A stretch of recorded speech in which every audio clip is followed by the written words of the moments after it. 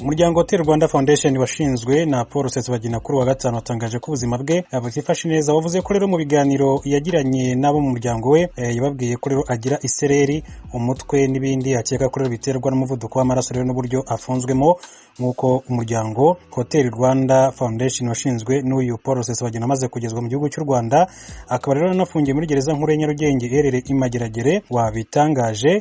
Bakaba rero mu by'ukuri uretse no kuba batangaje ibi ngibi, bakomeje kenshi gutangaza yuko uyu mugabo adafashwe neza mu Rwanda n'aho ahereye muri gereza, ndetse kandi ibyo babishingiraga no kukuba ngo yarafashwe mu buryo bunyuranyije n'amategeko, bavuga yuko mu by'ukuri yashimuswe, ngo yavanywe i Dubai mu buryo atazi. Ariko mu kiganiro yagiranye n'ikitangazamakuru gikomeye cyane, bwana Paul Rusesabagina yavuze ko nawe atazi uburyo yisanze mu gihugu cy'u Rwanda, gusa agashimangira ko yari afite umugambi wo kujya mu gihugu cy'u Burundi i Bujumbura kubonana n'umupasiteri umwe uhakorera, ariko aza kwisanga ku butaka bw'u Rwanda i Kigali ku kibuga cy'indege cya Kanombe, nk'uko bwana Paul Rusesabagina akomeje kugenda abivuga. Ni Paul Rusesabagina uregwa ibyaha bitandukanye.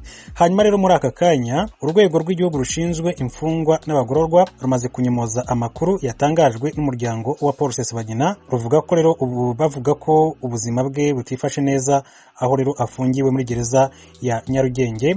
Uyu mugabo w'imyaka 66 yafashwe mu mpera za Kanama, no kuvuga mu kwezi kwa munani uyu mwaka, yoherezwa mu Rwanda, aho rero akekwaho ibyaha by'iterabwoba. Umuvugizi wa RCS ni Rwanda Correctional Services CSP Peri Gakwaya Uwera yabwiye ikinyamakuru cya Akadomo.com gikorera hano ku butaka bw'u Rwanda ati nta kibazo na kimwe cy'ubuzima bubi Paul Rusesabagina afite aho afungiye.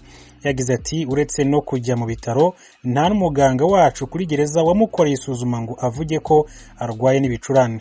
CSP Gakwaya Peri kandi yavuze ko nta vuriro na rimwe cyangwa se ibitaro Paul Rusesabagina yagiyemo ngo wenda bahereho bavuga ko rero ameze nabi, agashimangira ko byavuzwe n'umuryango we atari byo. Yagize ati Rusesabagina bavuga urwaye simuzi, uwo dufite ni muzima rwose kabisa. Ati uwo bavuga urwaye simuzi, uwo dufite ni muzima. Yashimangiraga rero amagambo mu by'ukuri asa nkaho anyomoza ibyatangajwe n'uyu muryango wa Hotel Rwanda Foundation washinzwe n'uyu musaza Paul Rusesabagina. Umuryango wa Rusesabagina rero kuva yafatwa wakunze kumvikana uvuga ko afashwe nabi hano ku butaka bw'u Rwanda, nyamara kandi nyir'ubwite yagiye abihakana kenshi, ndetse no mu rukiko aho aburanira ntabwo yari yagaragaza ko hari ikibazo afite aho afungiye. Muri Nzeri kandi no kuvuga mu kwezi kwa 9 ubwo yari amaze iminsi mike afashwe, yatangaje The New York Times ko yigeze kurwara kanseri kandi yasanganywe ibibazo by'ubuzima birimo umuvuduko w'amaraso. Icyo gihe yavuze ko rero yitabwaho n'abaganga, ndetse kandi bamusura inshuro nyinshi, nk'uko nyir'ubwite yabyivugiye. Yabwiye ikinyamakuru cya The New York Times ku wa kabiri w'iki cyumweru tariki ya 10 Ugushyingo 2020, urukiko rwisumbuye rwa Nyarugenge rwongeye gusubika urubanza rw'ubujurire ku ifungwa n'ifungurwa ry'agateganyo rya Paul Rusesabagina kubera imbogamizi zijyanye n'abunganizi barimo Maître Gatera Gashabana wari uri mu rugendo rw'akazi. Ni nyuma y'uko rero kandi abamwunganiraga mbere bivanye mu rubanza. Paul Rusesabagina kandi hashinjwa ibyaha bigera kuri 13 birimo iterabwoba, kuri mu mutwe w'ingabo utemewe cyangwa se kuwujyamo, ubufatanyacyaha ku cyaha cy'ubwicanyi buturutse ku bushake, ubufatanyacyaha ku kwiba hakoreshejwe intwaro, ubufatanyacyaha ku cyaha cyo gutwikira undi ku bushake inyubako, gushyira abana mu mirwano cyangwa ngo bakore indi mirimo ijyanye n'inshingano za gisirikare, ndetse n'ibindi byaha uko bigera kuri 13. Rero ni ibyo ngibyo bikomeza kugenda bitangazwa yaba ku ruhande rw'umuryango wa Paul Rusesabagina cyangwa se umuryango witwa Hotel Rwanda Foundation washinzwe n'uyu mugabo, hanyuma ndetse n'igisubizo cyatanzwe n'urwego rw'igihugu rushinzwe imfungwa n'abagororwa RCS Rwanda Correctional Services, banyomoza amakuru yatangajwe n'uyu muryango bashimangira ko uyu Paul Rusesabagina ari muzima, nta kibazo na kimwe afite, nk'uko uyu Peri Gakwaya umuvugizi w'uru rwego yabitangaje. Yagize ati Rusesabagina bavuga urwaye simuzi, uwo dufite ni muzima.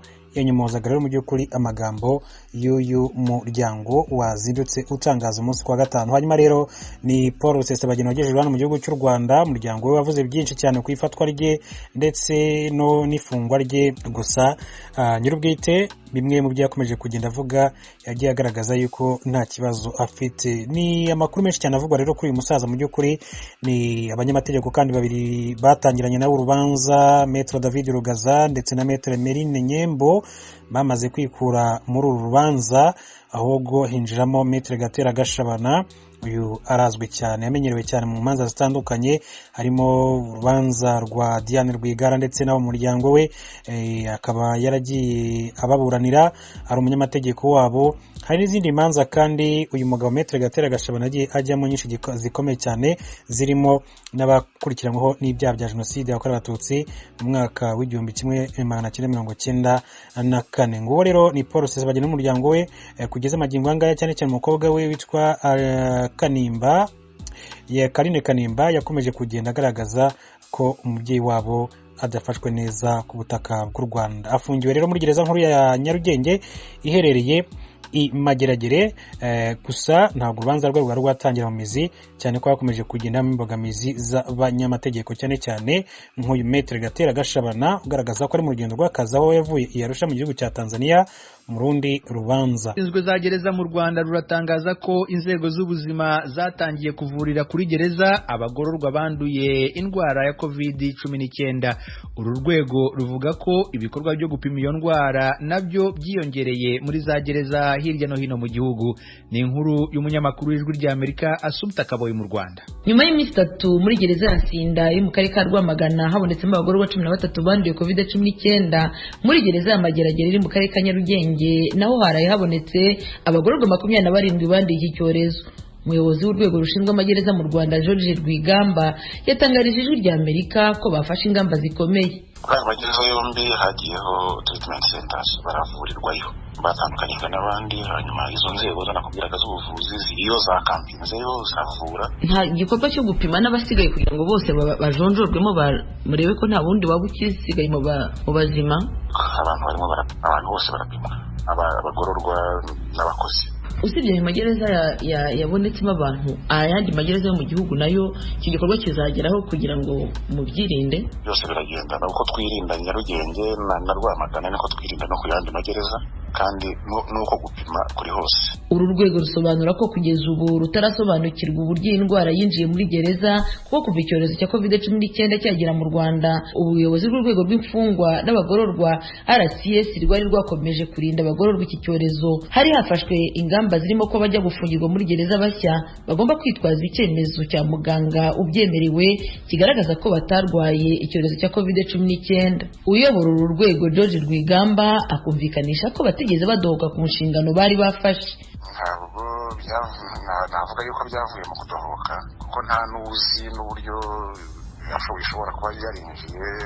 Ntabwo rero navuga yuko ari ukudohoka, kuko ingamba zagumyeho kuva COVID yaza. Nta gusura guhari ku magereza, ntabwo abantu bajya mu nkiko, dukoresha ikoranabuhanga bakaburana. Ivyo rero birakomeza. Nta bwoba byateye abagororwa, kuko ni ahantu honyine hatarigeze haboneka umurwayi n'umwe.